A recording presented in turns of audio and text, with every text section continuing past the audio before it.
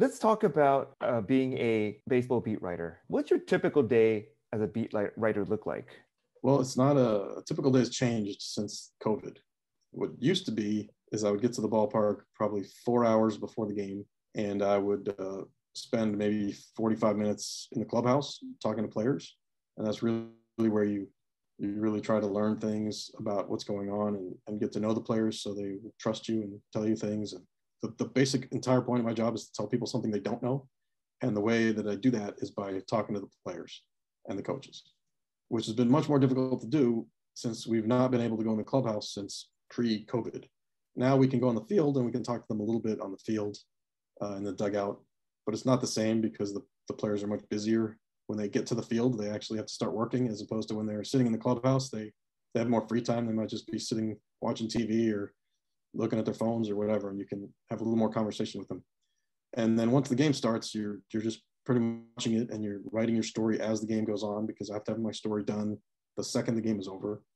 So I always root for whoever's winning in the seventh inning to win the game, so I don't have to delete everything. And then after the game, we do Zooms with the manager and maybe a player or two, and I'll add that into my story. And I usually am finished about an hour after the game. Do you pay a lot of attention to practices on the field going on before the game? A little bit, just to see if anybody's doing anything different, or if there's an injured player maybe that we're seeing how they're doing. Like when Mike Trout was out on the field a couple weeks ago doing some drills, that was definitely something we were all watching. But for the most part, their drills are not that interesting. It's pretty much the same thing all the time, so you're not really going to get a whole lot out of it. What do you keep an eye on during the game? I mean, the starting pitcher is usually the story in a lot of games, so it's whether he was good or bad, that's going to be a big chunk of what you write about.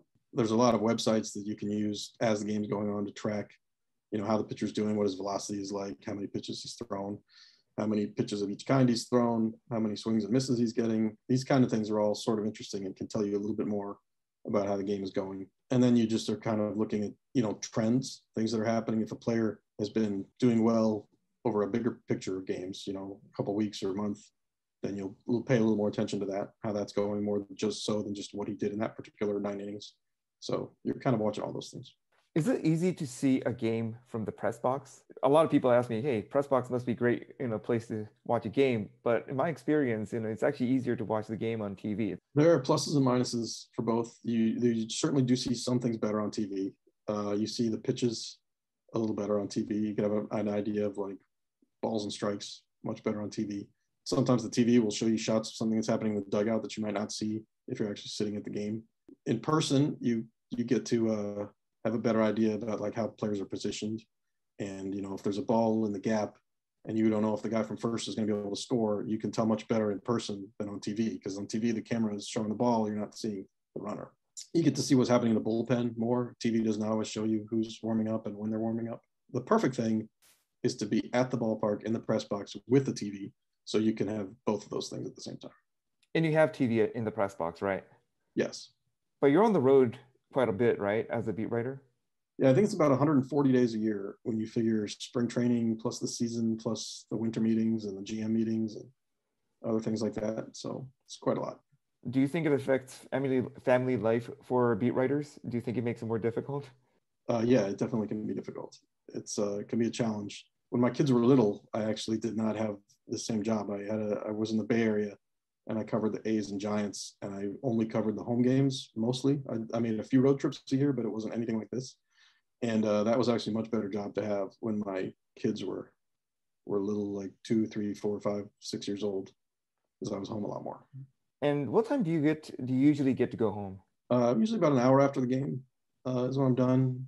The actual, I don't like the Zooms for post-game interviews, because it's much better to actually go into the clubhouse and have face-to-face talks with people. But the one advantage of the Zooms is that it's more efficient in terms of your time. So you can be sitting there in the press box finishing your story while you're waiting for the next person to come up and do a Zoom interview, as opposed to if you're standing in the clubhouse, you're just really standing there waiting in between interviews and you're not getting anything done. You talked about winning trust and building relationship with the players. What's the key to that? You just have to talk to them a lot. The more you talk to them, the more they will trust you and get to know you a little bit. And the more they trust you, the more things they'll tell you, which is ultimately what you're there for, is to have them tell you things. So you just have to be there and not always be interviewing them, not always stick a microphone in front of their face and be grilling them on things. Just sometimes just chat about like their families or days they played in the minor leagues or other teams or video games they're playing or just anything that just makes them kind of more human. So you're just talking to two people and not grilling them on things all the time, because that gets very tiresome for the players. What do you enjoy the most about being a baseball beat writer?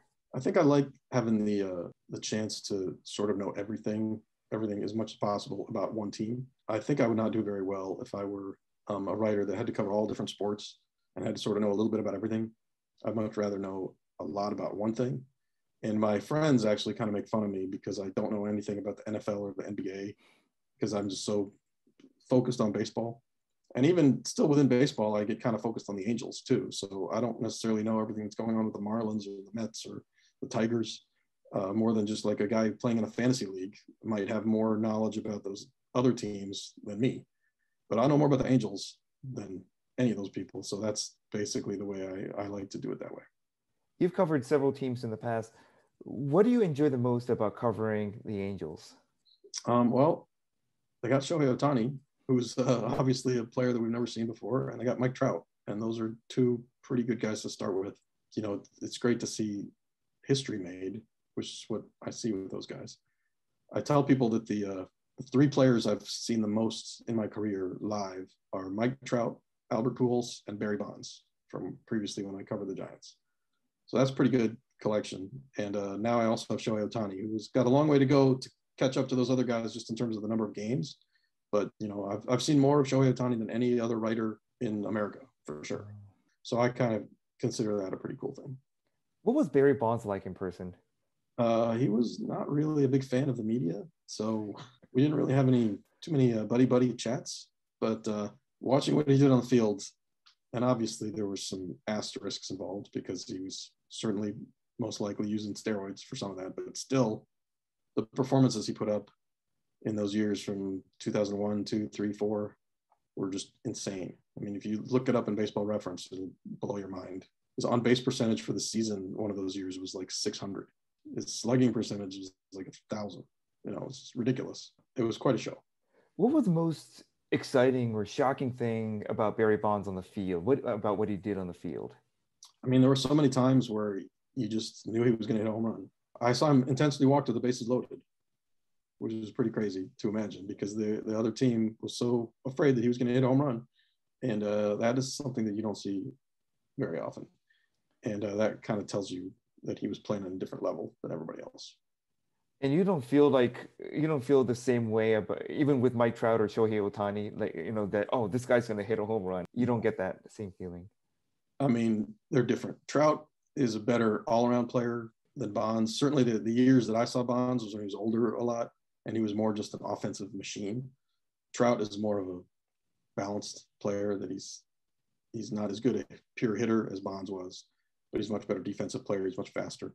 You know, maybe when Mike Trout is 36 years old, it will be a different kind of player, but you can't compare any of them offensively to what Barry Bonds did. And of course, obviously, yes, he was cheating, but still, you still have to do it. And a lot of other guys also cheated and did not do what he did. Hey guys, thanks for watching the video. If you liked it, don't forget to click the like button and subscribe to our channel so you don't miss any future videos. You can also watch our past videos from the description below. Hope to see you again next time.